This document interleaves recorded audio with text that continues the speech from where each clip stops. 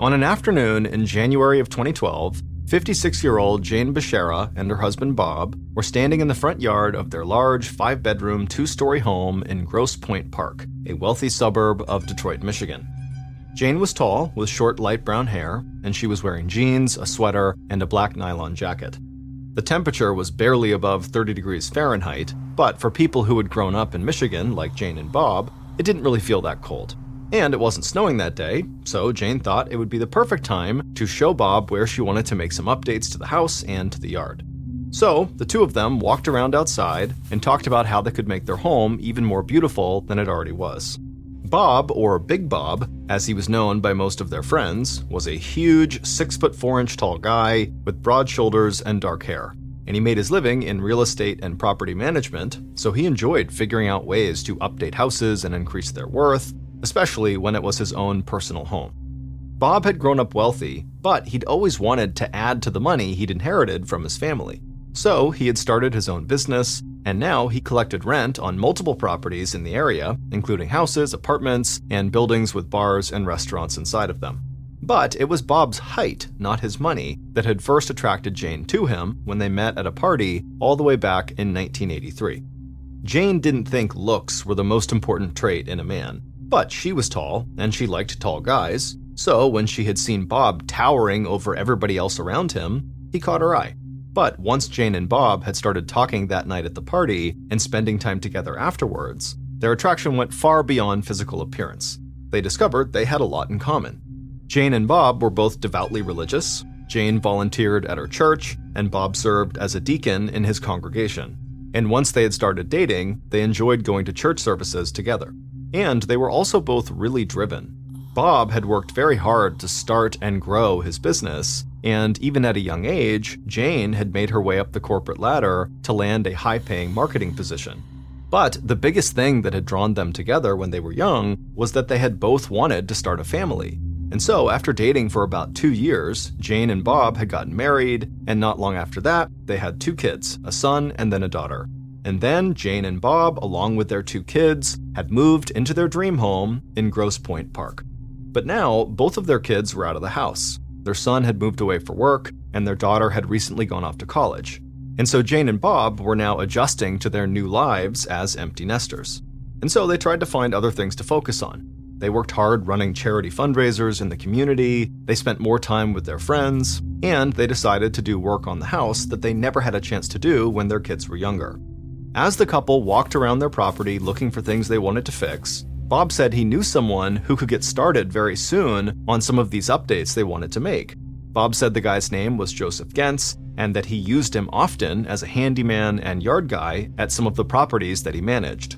Jane said that would be great, but the truth was, she had actually met Joseph when he'd done some small repairs around the house, and she didn't really like him that much. Joseph was as big as Bob was, but not nearly as calm or soft-spoken. And Jane knew that Joseph had intellectual disabilities that sometimes made it difficult for him to communicate clearly. And when he got frustrated, Jane had seen that he would lash out, and it was kind of frightening.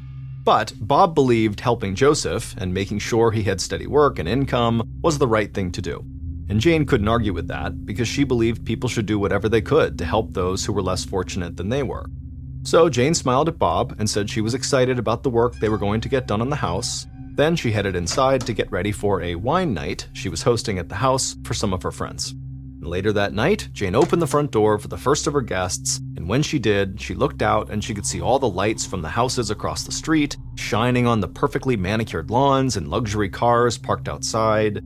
And so even though her kids were no longer living there with them anymore, which made Jane feel a little bit sad, Jane still felt like Grosse Pointe Park was the perfect place to live. But there was another side, a hidden side, to the Detroit suburbs that seemed like a completely different world from Jane and Bob's quiet neighborhood. And on a night in January, not long after Jane had her friends over, a person who was known online as, quote, Master, arrived at an event space that was part of that other hidden side of the suburbs.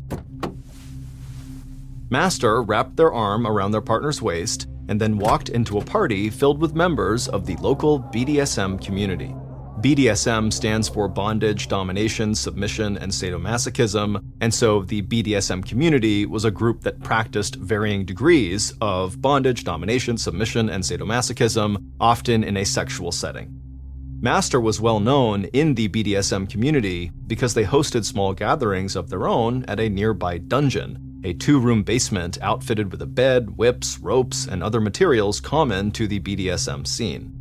So, at the January party, Master and their partner made their way around the venue, said hello to the people they knew, and introduced themselves to people they hadn't met before. Loud music was playing and partygoers danced, drank, and talked. Some of the guests were dressed casually, almost like they'd come straight from work, but some were wearing head-to-toe leather, and others wore dog collars attached to leashes around their necks. And everybody, no matter what they were wearing, looked relaxed and like they were having a great time. Some people on the outside, who were aware of the BDSM community, thought this group was strange at best and dangerous at worst. But the truth was, most of the people at the party that night had healthy relationships, successful careers, and loving families. This was just one aspect of their lives that they had entered into happily and consensually. But Master was something different, and some members of the community, including some people at this party, wanted nothing to do with them. These people saw Master as someone who used the cover of BDSM to act out on their unchecked violent tendencies, and it would turn out those people were right. As Master walked through that party, they were totally preoccupied with violent thoughts. Because Master and their partner had big plans for the future. They wanted to invite a third person into their relationship who would live with them full-time in a brand new house they were going to buy. But Master knew doing something like that wasn't going to be easy. It would take work and a ton of money. And so, Master had recently decided that to achieve their goals for the future, they would have to kill someone. And they had already chosen a target. It was a person who lived a relatively quiet life in a beautiful home in a wealthy suburb. At about 4:45 p.m. on January 24th, 2012, a couple of weeks after that BDSM party had taken place, Jane drove down the street through her neighborhood in her black Mercedes-Benz SUV. And as she drove, she was smiling and chatting on the phone with her daughter. Then Jane pulled into her driveway and hit the garage door opener. She told her daughter she would call her back in a little while once she'd gotten settled and changed out of her work clothes. Then she told her daughter she loved her, said goodbye, and hung up the phone.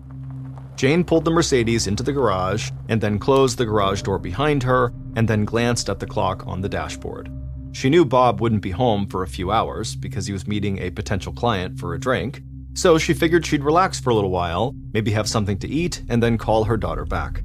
Then Jane turned off the engine, stepped out of her car, but right away she heard something behind her. Jane turned around and immediately froze. Someone was in the garage with her. Jane shouted at them, and the person lunged at her and shoved her against the car door. But Jane pushed back and stumbled forward. She was confused and terrified, and she thought she was being robbed. Then the person in the garage grabbed Jane from behind, raised up their fist, and slammed it into the back of Jane's head. Jane fell forward and hit the ground hard. Her head was pounding, but she tried to pull herself up. But before Jane could move, she felt a sharp pain in her neck and throat, and she struggled to breathe, and then everything went black. A few hours later, Bob pulled into the driveway and opened the garage door, and the garage was empty. Bob parked his car, went inside the house, and walked across the first floor to the living room. He sat down on the couch and turned on the TV. Then he gave his wife a call, but Jane didn't answer, so he left a message letting her know he was home and that he was just checking in to see where she was and when she would be home. And then Bob hung up and watched some more TV. But after a couple of hours went by with no word from Jane, Bob started to worry, so he called her again, but she still didn't answer. So Bob called a few of Jane's friends to see if she was with them or if maybe they had seen her, but they told him that no, she was not with them and they didn't know where she was. And so starting to panic, Bob started calling family members. And when he heard that Jane had told their daughter she was going to call her back but never did, Bob became very worried. So at around 11 p.m., 6 hours after Jane had pulled into her garage and been attacked by that stranger, Bob called 911 to report his wife was missing. But it had only been a few hours since someone had spoken to Jane, and Jane was an adult, so it was way too early to actually file a missing persons report. However, the officer told Bob that they would try to locate Jane to make sure everything was okay.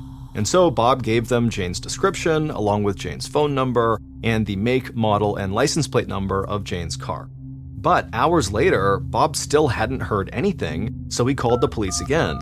And they told him they still had not been able to find Jane, she wasn't picking up her phone, and they had not found her SUV. The police told Bob to stay calm, and they told him they would let him know if they learned anything new. But when Bob hung up, he couldn't calm down, and he ended up staying awake most of the night waiting to hear something. But by the time the sun rose on January 25th, Grosse Pointe Park police still had no idea where Jane Bashara was. On the morning of January 25th, about 9 hours after Bob had first called the police, a tow truck driver was cruising the streets in an old neighborhood in East Detroit. Over the years, this neighborhood had become a popular spot in the city for drug dealers to do business, and it was seen as a hub for heroin users in Detroit. Because of that, a lot of the houses in this area had been abandoned, and people also often abandoned cars in this part of the city. And that's why the tow truck driver had made it a point to drive through the neighborhood every once in a while. So the driver scanned the streets from his truck, looking for cars he might be able to tow, but nothing really jumped out at him. But then he turned onto a side street and he drove past an alley, and when he did, he slammed on his brakes. He looked out his window into the alley and was shocked at what he saw: a beautiful black Mercedes-Benz SUV. The tow truck driver was used to finding cars stranded in the area, but he never saw cars that cost as much money as the one he was looking at. So the tow truck driver pulled his truck into the alley and parked close behind the SUV. Then he grabbed a pad of paper and a pen, and he wrote down the license plate number. Then the tow truck driver called his boss and told him about this car, he gave him the license plate number, and then he asked if he could go ahead and tow the vehicle. But the tow truck driver was shocked when his boss abruptly shouted at him to stay right where he was and not do anything. The tow truck driver asked what was going on, and his boss said the cops were looking for that car, so he just needed to stay there and not touch the car. The driver said he understood and hung up. And then, minutes later, the tow truck driver heard police sirens blaring through the neighborhood, and soon his truck was blocked in the alley by multiple police cars. The tow truck driver tried to stay calm as a police officer with the Detroit Police Department approached the tow truck. The driver knew he had not done anything wrong, but he'd also never had police swarm around a car he was trying to tow. So the driver got out of his truck, he answered some basic questions from the cop, and said he'd been cruising around when he saw this car, and he made it clear that he had not done anything other than take down the license plate number and call it in to his boss. The police officer thanked the tow truck driver and then walked down the alley towards the Mercedes. Then the police officer leaned in close to the back window on the passenger side, and he shielded his eyes with his hands to cut down on the glare. And when he got a clear view of the back seat of this car, he immediately yelled out for the other police officers to come over and take a look. And soon after, they got the car door open and stared at the back seat in disbelief. There on the back seat was a badly bruised and beaten dead body. But the body looked like it had been posed. The victim was on their knees with their face down on the seat, and a black nylon jacket had been put on the body backwards, so it looked like the victim was wearing a straitjacket. Once the officers got over the initial shock of what they had found, they proceeded to search the entire car. And during this search, they found an open purse lying on the front passenger seat floorboard. The contents of the purse had spilled out, and they quickly found a checkbook, credit cards, and a driver's license. The victim in the back seat was Jane Bashara.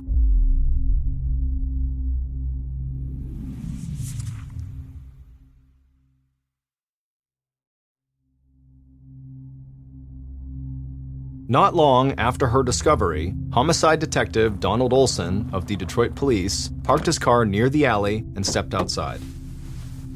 The cold weather, like most things, didn't really affect Olson. He had been a detective for a long time, and so he'd seen his share of horrible violence and strange cases all across Detroit. So, as he approached the officers who had first arrived on the scene, he didn't really expect to see or hear anything that would rattle him. But when Olson looked into the backseat of the Mercedes and saw Jane's body in that pose, he admitted he was shocked by it. And it wasn't just because of the pose Jane had been found in. Detective Olson just couldn't understand how a wealthy, middle-aged woman from Grosse Pointe Park had ended up dead in a neighborhood in East Detroit that was known for drug deals and heroin use.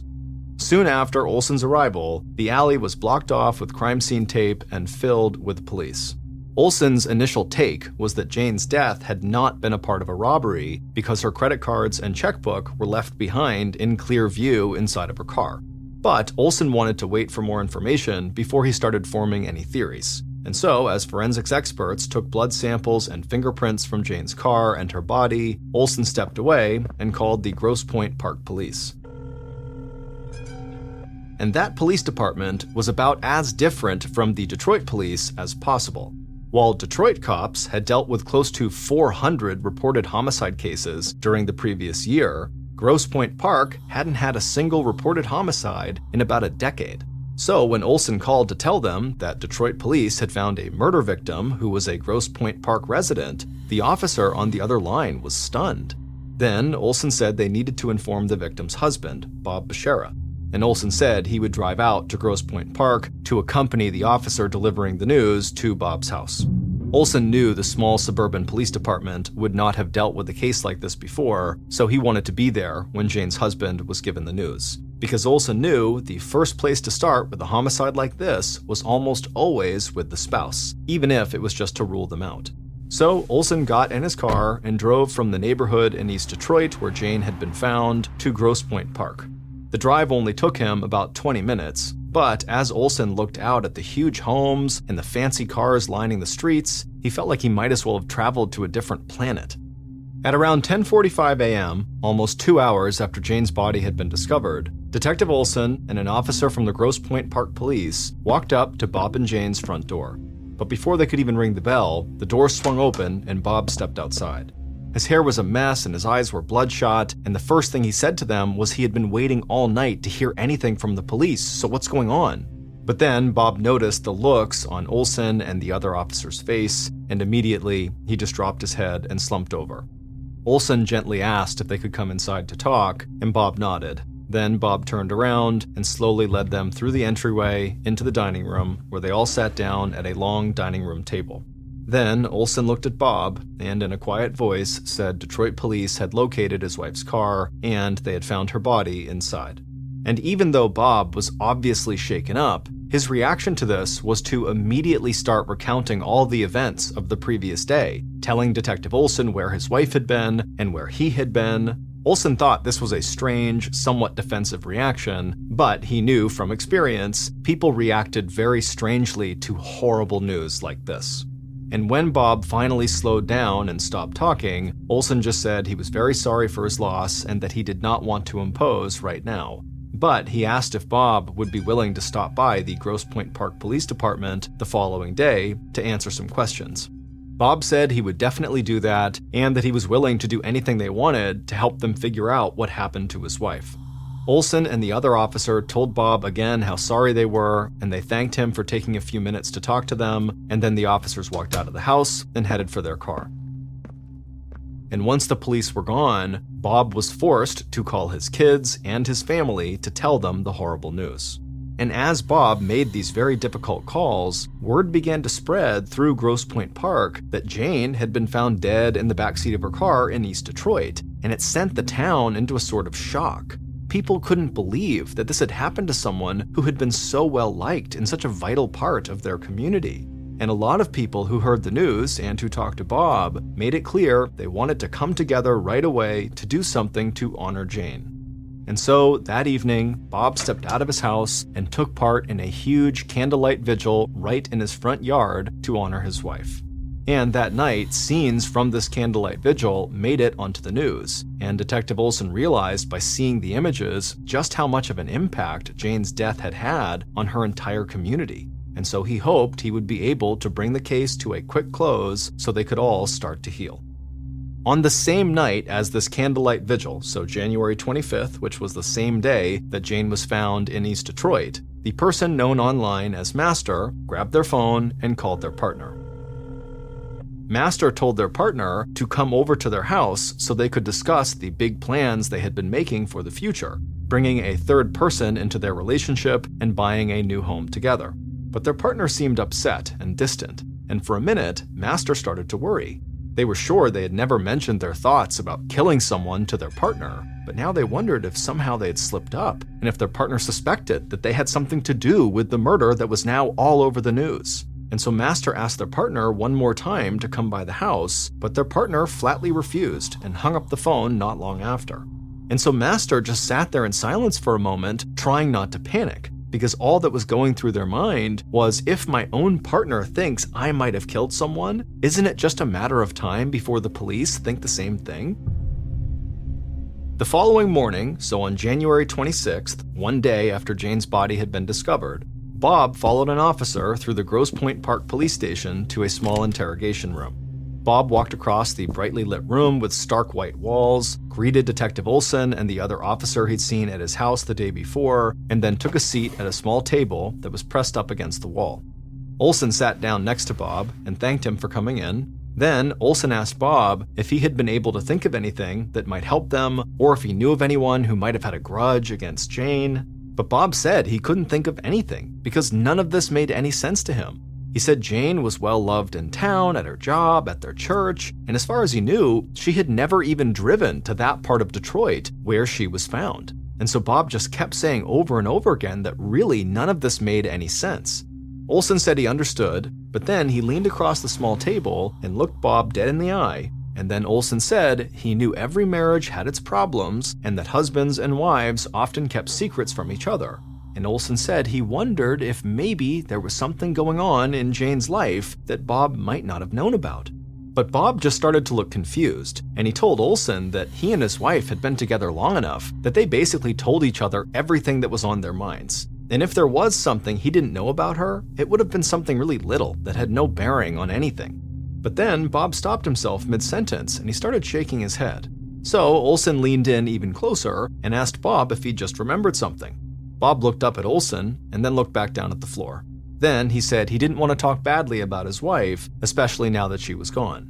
But Olson said if he had information that could help the investigation, he needed to tell them. And so Bob nodded, took a breath, and looked back up at Olson. Then he said Jane did have a secret that she didn't keep from him, but that she did keep from almost everybody else. He said Jane smoked marijuana.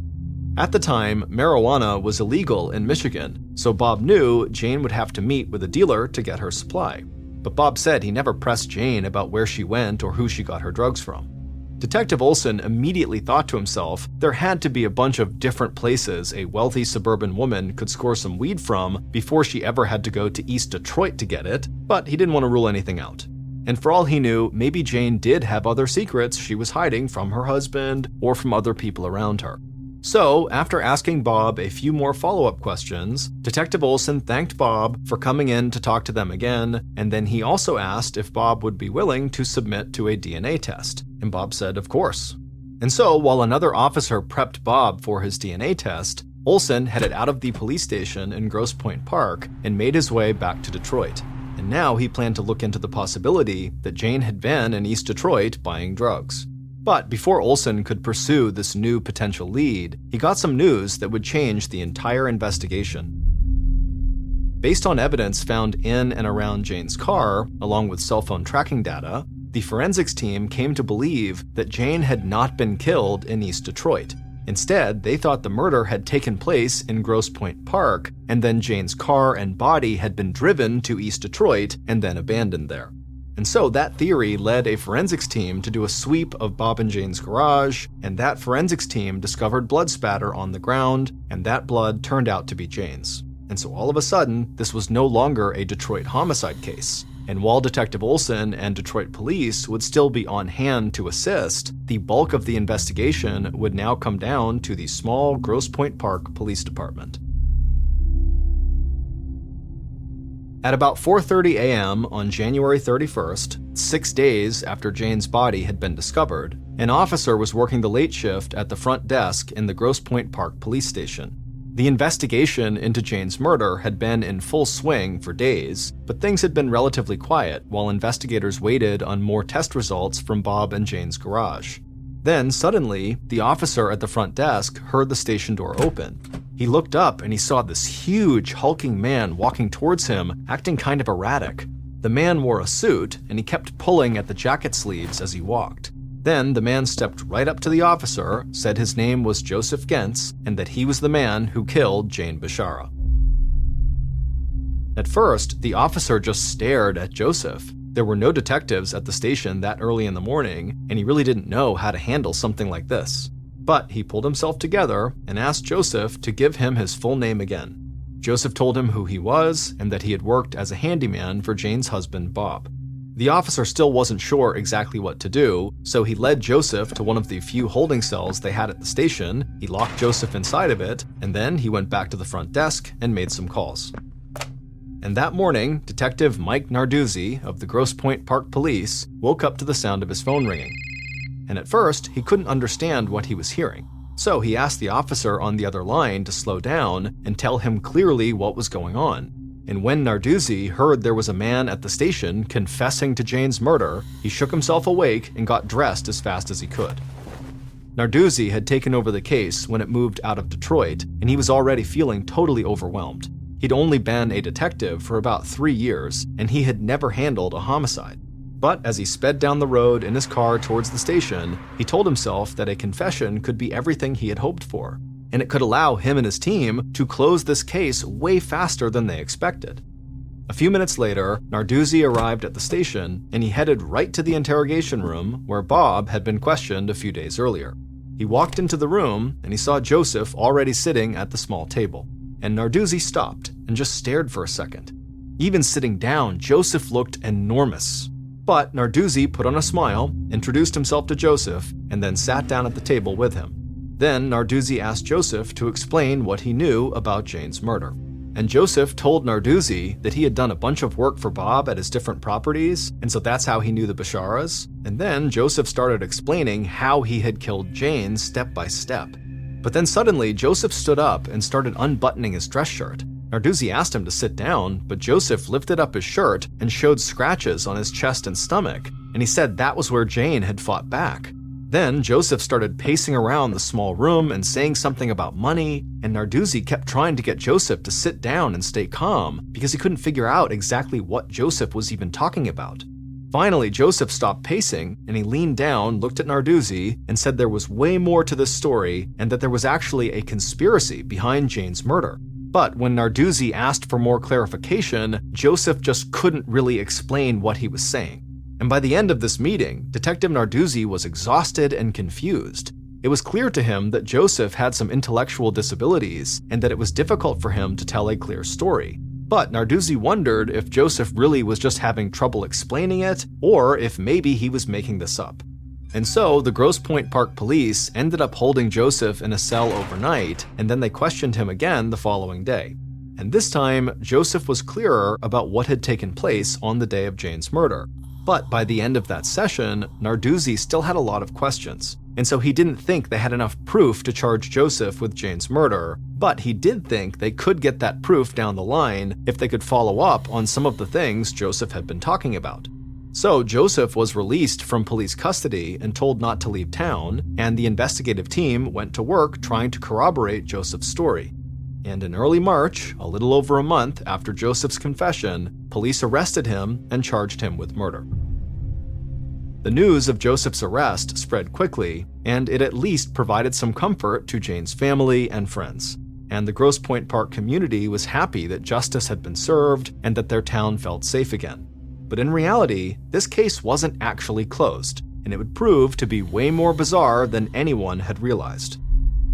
Because in the months following Joseph's confession, the Grosse Pointe Park Police would receive 2 phone calls that would send investigators back into the field. And what they learned from those calls would eventually lead them to the BDSM community, and into the world of the person who called themselves Master. Based on the phone calls police received following Joseph's confession, evidence found in Jane's car and in her garage, cell phone data, and interviews conducted throughout the investigation, here is a reconstruction of what authorities believe happened to Jane Bashara on the day she was killed, January 24th, 2012. At 4:45 p.m., Jane's killer crouched in the corner of Jane's dark garage. They wore black pants, a black leather motorcycle jacket, and thick-soled black boots. The killer had gone over their plan, but they were still nervous, and they could feel their hands shaking. Then suddenly, the garage door began to open, and the overhead light went on, and the killer immediately pulled themselves as close to the wall as possible so they wouldn't be seen. Then the killer watched as Jane's Mercedes SUV pulled into the garage, and they could see Jane talking on the phone in her car. The killer took a deep breath and waited.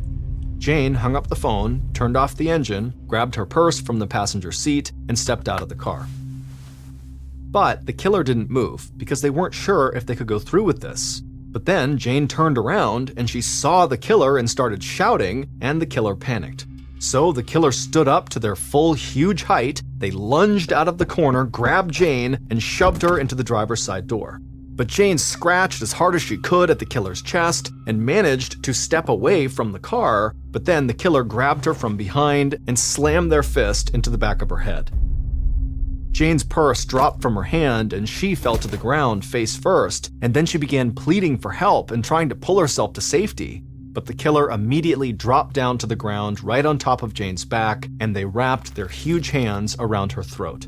Jane choked and struggled to breathe, and her feet started kicking wildly, and the killer could hear her shouting. Finally, the killer released their grip, and Jane's head hit the ground, and she lay there wheezing, trying to compose herself. Then the killer stood back up, raised their boot, and placed it on the back of Jane's neck, and stomped. The killer heard a loud crack, and then afterward, they slowly backed away from Jane's now dead body. The killer wanted to run, but then they heard a voice from the other corner of the garage, and the person who called themselves Master stepped into the light. And together, Master and the killer picked up Jane's body and put her in the backseat of the car on her knees. Then Master took off Jane's jacket and put it on her backwards, so she looked like she was bound in a straitjacket. Master grabbed Jane's purse and dumped out the contents on the passenger floorboard. Then they told the killer to drive to East Detroit and leave Jane's car there with her body inside. The killer nodded, got into the car, backed out of the garage, and sped off. And when the Mercedes was out of sight, Master, aka Bob Becerra, Jane's husband, closed the garage door. Then, Bob went into the house, changed his clothes, and headed out to drink at a bar that was housed in one of the properties he owned. It would turn out Joseph Gentz, Bob's handyman, really was Jane's killer, but Joseph had been working for Bob the whole time. The revelation of Bob's involvement in the murder would take police months to unravel, because this case led them down paths they just hadn't seen coming. And with each new piece of evidence, the case just seemed to get even stranger. Bob, aka Master, who was well known in the BDSM scene, had been planning to buy a new house for him and his partner, a woman he'd been having an affair with for years. And they were both eager to welcome a third person into their relationship who would live with them in this new house. But in order to make that happen, Bob would have to get rid of his wife Jane. And he couldn't just divorce her, because it turned out that Bob's personal wealth had taken a huge hit over the past few years, and his real estate business was failing. But if Jane was dead, Bob could collect money from her life insurance policy and her substantial 401k retirement fund, and he could drain their joint bank accounts and sell their house. And all that money would enable him to support himself and the two women he hoped to start a new life with. Joseph Gentz had brought up Bob's involvement in Jane's murder during his confession, and he had said Bob had paid him to kill Jane. But Joseph changed his story about Bob's role in the murder multiple times, so police didn't feel like they had enough evidence to initially charge Bob. But then, the woman Bob had been having an affair with reached out to police, because it turned out Bob had lied to her for years and said he and Jane were divorced, and it wasn't until she saw clips of the candlelight vigil on the news that she realized Bob had still been married, and she started to suspect that he had murdered Jane. And so she pulled away from Bob and told police they had been having an affair for years and that they were planning on buying this house together soon, but she didn't say anything to police about her and Bob's involvement in the BDSM community. But soon after that, police received the two phone calls that cracked the case wide open. The first was from a woman in Oregon who said Bob had found her on a BDSM site. and Bob had wanted her to be the woman to join him and his girlfriend as the third live-in member of their relationship. But when this woman had refused to move to Michigan and said she didn't want anything to do with Bob, he started to harass and stalk her online, and so when she read about Jane's murder and saw who Jane's husband was, she called the Grosse Pointe Park police to say Bob was potentially dangerous and could very easily have killed his wife. This led police to finding more information about Bob's life in the BDSM community, and they found others in that community who also believed Bob was capable of real violence. And then, as police started to close in on Bob, they got the second of the two important phone calls. This call was from a local furniture salesman who knew Bob, and this man said Bob had contacted him and offered him thousands of dollars to kill Joseph Gentz before Joseph could testify against Bob in court. And soon after they got that call, investigators convinced the furniture salesman to wear a wire so they could get proof of Bob offering to pay money for a hit on Joseph. The furniture salesman agreed, and Bob immediately fell into the trap, being caught on tape offering money to have Joseph murdered. And so, in late June of 2012, 5 months after Jane's murder, police finally had enough evidence to arrest and charge Bob for killing his wife. Joseph Gentz, the killer, was convicted of second-degree murder and sentenced to 17 to 28 years in prison with the possibility of parole in 2029. Bob Becerra was convicted of murder as well and sentenced to life in prison. He died behind bars in 2020 at the age of 62.